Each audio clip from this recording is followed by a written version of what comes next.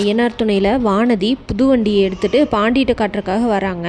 இது தெரியாத பாண்டி அவர் வாங்கின வண்டியை நல்லா கழுவி தொடச்சி கவர் போட்டு வானதிக்கு சர்ப்ரைஸ் பண்ணுறதுக்காக அங்கே வச்சுருக்காரு. வானதி வந்தோடனே ஸ்கூட்டியில் வரதை பார்த்து, என்ன ஸ்கூட்டியில் வர, உங்கள் அண்ணனோட ஸ்கூட்டியா அப்படின்னு சொல்லி கேட்குறாரு பாண்டி. இது என்னோட ஸ்கூட்டி அப்படின்னு சொல்லி சொல்கிறாரு. உனக்கு ஏது ஸ்கூட்டி அப்படின்னு சொல்லி கேட்குறாரு பாண்டி. ஏன் நான்லாம் ஸ்கூட்டி வாங்க மாட்டேனா அப்படின்னு கேட்குறாங்க வானதி.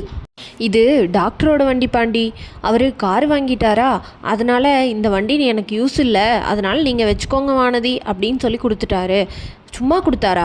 இல்லை காசுக்கு தான், காசு கொடுக்கணும், எவ்வளோ சொல்லியிருக்காரு, இன்னும் அமௌண்ட்டு சொல்லலை பாண்டி அப்படின்னு சொல்கிறாங்க வானதி. இதை கேட்ட பாண்டி, காசு கொடுக்காம எதுக்கு வண்டி வாங்கினேன் அப்படின்னு சொல்லி சொல்கிறாரு. நான் கொடுத்துருவேன் பாண்டி, காசு நான் கொடுக்காம இருக்க மாட்டேன், நான் உங்ககிட்ட இருந்தால் எவ்வளோ நாளுக்கு முன்னாடி சொன்னேன், ஆனால் நீ ஒரு வார்த்தை கூட கண்டுக்கல, ஆனால் பார்த்தியா டாக்டர், நான் என்றைக்கோ ஒரு நாள் சொன்னதை வச்சு நான் வண்டி வேணும்னு சொன்னேன் அப்படின்னு சொல்லிட்டு இப்போ ஞாபகம் வச்சு எனக்கு அந்த வண்டி கொடுக்குறாரு. இது எல்லாத்தையும் பார்த்துட்டு இருந்த கண்ணன் ப்ரோக்கு கோவம் வந்துடுது. உடனே வானதி இங்கே பாரு அப்படின்னு சொல்லிட்டு கவர் போட்டு வச்சுருந்த கவரை ரிமூவ் பண்ணுறாரு.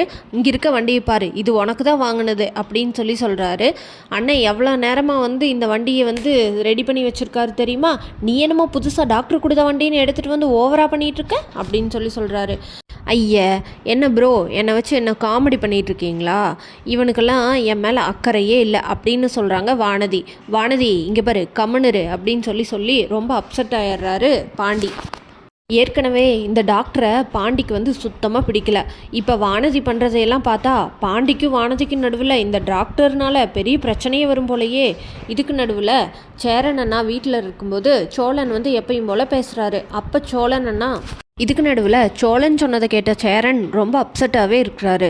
சோழன் சேரன் அண்ணா கிட்ட அண்ணா அது வேணும் இது வேணும்னு பேசும்போது சேரன் அண்ணா சரியாகவே பதில் சொல்ல மாட்டேங்கிறாரு. இதை கேட்ட சோழனுக்கு ரொம்ப வருத்தமாயிருது. அண்ணே நின்று ஏன் என்கிட்ட சரியாக பேச மாட்டேங்கிற அப்படின்னு சொல்லி கேட்குறாரு. அதுக்கு சேரன் அண்ணா, ஆமாண்டா நீ உன் வாய்க்கு வந்தபடியெல்லாம் பேசுகிற, நான் உன் அண்ணங்கிறங்காட்டி நீ சொல்கிற வார்த்தையெல்லாம் நான் கேட்டுகிட்டே இருக்க முடியுமா அப்படின்னு சொல்கிறாரு. இல்லைண்ணே, நீ என்கிட்ட பேசாமல் இருக்கும்போது தான் நீ எவ்வளோ ஹர்ட் ஆகிருக்க அப்படின்னு சொல்லி எனக்கு புரியுது. இப்போ வரைக்கும் நிலாவும் பல்லவன் பாண்டி எல்லாரும் என்னை சத்தம் போட்டாங்க, அப்போ கூட எனக்கு புரியல. நீ என்கிட்ட பேசாமல் இருக்கும்போது தான் நீ எவ்வளோ ஹர்ட் ஆகிருக்க நான் சொன்ன வார்த்தையினால அப்படின்னு சொல்லி எனக்கு புரியுது. சாரிண்ணே, மன்னிச்சிருண்ணே அப்படின்னு சொல்கிறாங்க. அதுக்கு சேரண்ணா, நீ சொல்கிற வார்த்தைகள் எனக்கு எவ்வளோ கஷ்டமாக இருக்குதுன்னு புரியாமல் கூடவாடா நீ பேசுகிற அப்படின்னு கேட்குறாரு சேரண்ணா.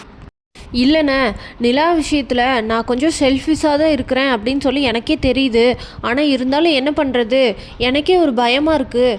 ஏதாவது பிரச்சனை அதனால நிலா என்னை விட்டு போயிடுவாளோ அப்படின்ற ஒரு பயத்தில் தான் நான் அவளை இவ்வளோ தூரம் ப்ரொடெக்ட் பண்ணுறேன். அது உங்களை இவ்வளோ ஹர்ட் பண்ணும் அப்படின்னு எனக்கு சுத்தமாக தெரியலண்ணே. உண்மையாக என்னை மன்னிச்சிருண்ணே. நிலா நம்மளை விட்டுட்டு போயிட்டா நான் என்னென்ன பண்ணுவேன், அதனால தானே நான் அவங்ககிட்ட அப்படி பேசினேன். நான் பேசுனது தப்புங்கிறது நீ என்கிட்ட பேசாமல் இருக்கும்போது தானே எனக்கு தெரியுது அப்படின்னு சொல்கிறாரு சோழன். சரிடா விடு, இனிமேல் இப்படியெல்லாம் பேசாத அப்படின்னு சொல்லி பழையபடி 2 பேரும் எப்பயும் போல் ஒன்று சேர்ந்துடுறாங்க. அதே நேரத்தில் சேரன் அண்ணாவுக்கு சந்தா கிட்ட இருந்து ஃபோன் வருது. என்ன அப்படின்னு சொல்லி அட்டன் பண்ணி பேசும்போது சந்தா ஒரே அழுகுறாங்க. ஏன் அழுகுறாங்கன்னா, எனக்கு இன்னும் 3 நாளில் கல்யாணம்னு சொல்கிறாங்க, எப்படியாச்சும் என்னை கூட்டிகிட்டு போயிருங்க அப்படின்னு சொல்கிறாங்க. இதை கேட்ட சேரன் அண்ணாவுக்கு என்ன பண்ணுறதுன்னே தெரியாமல் ரொம்ப ஷாக் ஆகிட்டு உட்காந்துடுறாரு.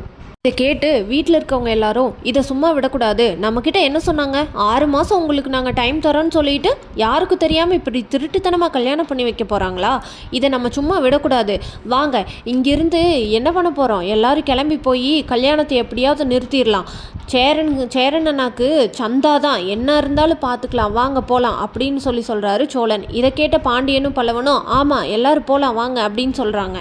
உடனே சேரன், சோழன், பாண்டியன், பல்லவன், நிலா 5 பேர் கிளம்பி சந்தாவை தேடி இங்கிருந்து பீகாருக்கு போகிறாங்க. போகிற வழியில் சோழன் சேரன் அண்ணா கிட்ட, அண்ணா நீ எதுக்கு பயப்படாத, நாங்கள் இருக்கோம்ல, போகிறோம், சந்தாவை தூக்குறோம், உனக்கு கல்யாணம் பண்ணுறோம், அவங்கள என்னன்னு கேட்குறோம், நம்ம எப்படியாச்சும் இந்த கல்யாணத்தை நிறுத்தி உனக்கும் சந்தாவுக்கும் தானே கல்யாணம், நீ எதுக்கு கவலைப்படாத அப்படின்னு சோழன் சேரன் அண்ணா கிட்ட சொல்கிறாங்க.